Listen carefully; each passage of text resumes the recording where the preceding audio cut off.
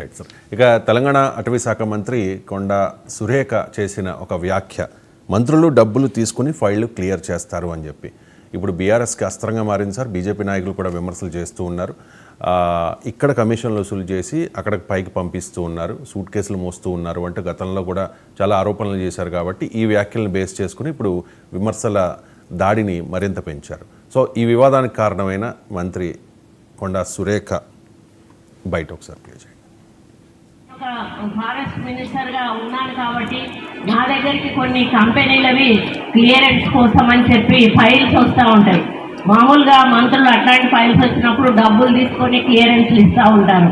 నేనన్నా మాకు ఒక నయా పైసా మీరు ఇవ్వాల్సిన అవసరం లేదు, మీరు సమాజ సేవ చేయండి, మా స్కూల్ ఒకటి డెవలప్ చేయండి, మా పేరు మీద అది మీ పేరు గుర్తుండిపోతుంది అని చెప్పినప్పుడు వాళ్ళు మేము పై వాళ్ళతో మాట్లాడాలి మేడం, మా చేతుల్లో లేదు అని సదానంద రెడ్డి గారు చెప్పి వాళ్ళ వాళ్ళ CEO వాళ్ళు ఉంటారు, ఆ కంపెనీకి చెందినటువంటి ఓనర్స్ తోటి మాట్లాడి డెసిషన్ తీసుకుంటామని ఒక 3-4 సార్లు వాళ్ళు రావడము పోవడము, చివరకు వాళ్ళు ఈ 4.5 కోట్ల రూపాయలతోటి ఇది నిర్మాణం చేస్తామని వాళ్ళు ఒప్పుకున్నప్పుడు అసలు నాకు ఎంత హ్యాపీగా అనిపించిందంటే ఇది అసలు నేను కట్టగలుగుతానా మనము అన్నప్పుడు వారు ఓకే చెప్పినప్పుడు నాకు చాలా చాలా సంతోషం వేసింది. రైట్, అంటే మీడియా వక్రీకరించింది, నేను అలా అనలేదు, దీన్ని ఎడిటింగ్ చేసి నా మీద బురద జల్లుతూ ఉన్నారు అంటూ కొండా సురేఖ మరో వీడియో కూడా రిలీజ్ చేశారు. ఒకసారి అది వినిపించండి.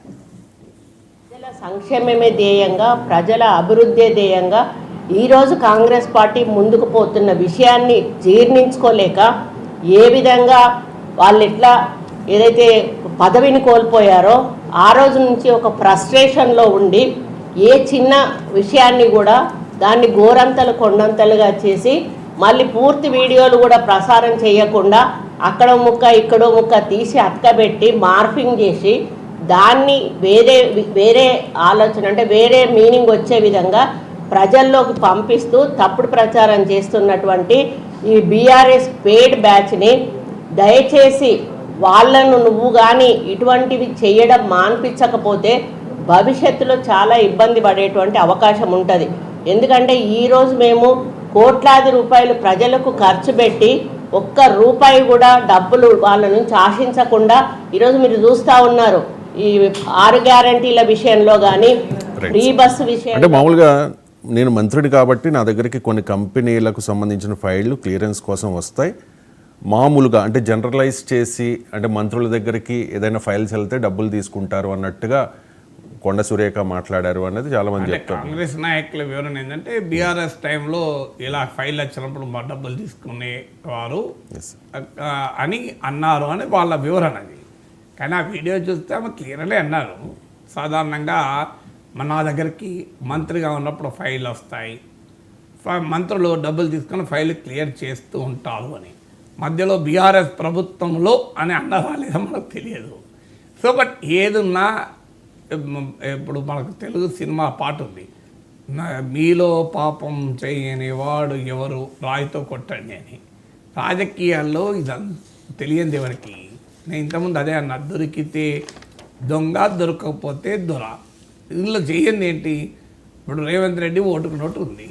ఎమ్మెల్సీ ఎన్నికల్లో ఒక ఎమ్మెల్యేను తన వైపు తిప్పుకోవడానికి ఆయన డబ్బులు ఇచ్చాడని. మరి మిగతా పార్టీల వాళ్ళు ఎట్లా తిప్పుకుంటున్నారు ఎమ్మెల్యేని?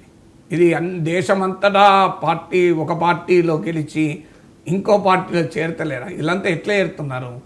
దేశం కోసం అభివృద్ధి కోసం చేరుతారని కహానీలు చెప్తున్నారు. తెలియదా? ఎందుకు చేరుతారు? డబ్బుల కొరకు చేరుతారు. ఇక వేరేది ఏమున్నది అలా?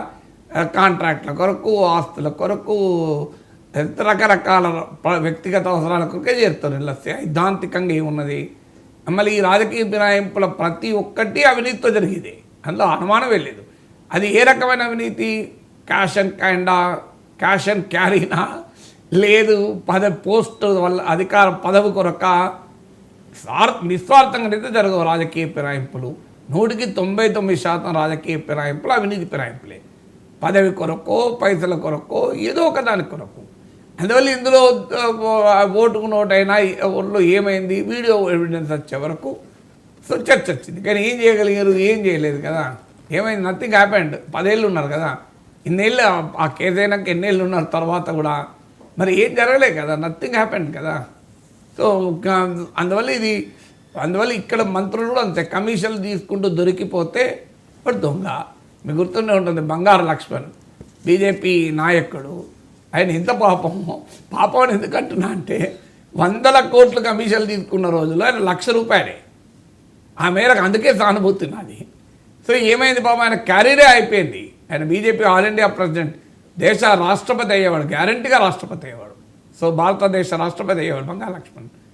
ఆ ఒక్క టెహల్కా వాళ్ళది ఒక స్టింగ్ ఆపరేషన్లో ₹1,00,000 అడిగాడు అని. ఆయన నేను పార్టీకి డొనేషన్ అడిగినా అని ఆయన అంటాడు, బట్ ఏదైనా అడిగాడు, ఆన్ టేప్ దొరికాడు. ఏమైంది, ఆయన క్యారీర్, పొలిటికల్ క్యారీర్ 0కి వచ్చింది. ఎందుకంటే రాష్ట్రపతి కావాల్సిన వాడు అడ్రస్ లేకుండా అయ్యాడు. సో అందువల్ల ఇదంతా ఏంటి, ఇప్పుడు కొండా సురేఖ మాటలు బయటకు వచ్చాక చర్చ.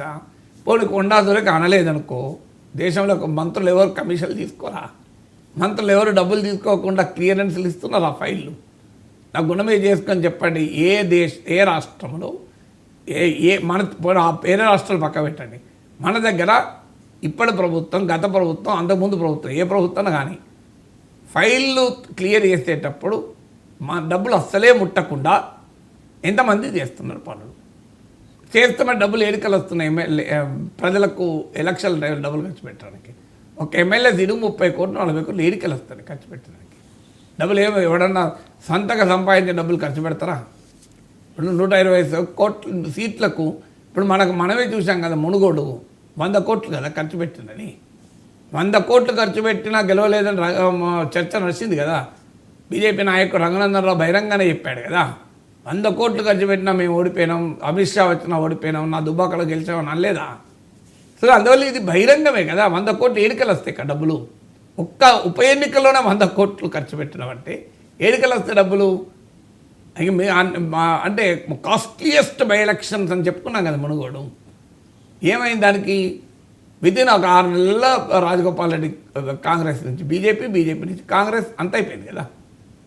ఈ లోపల 100 కోట్లు ఖర్చు అయింది కదా. అందువల్ల ఇది రాజకీయాల్లో ఉన్నటువంటిది. ఇందులో కొండా సురేఖ ఏదో తెలియంది, ప్రజలకు ఇంతవరకు వినంది, ఏదో రహస్యం చెప్పారనేది నిజం కాదు, అందరికీ తెలుసు.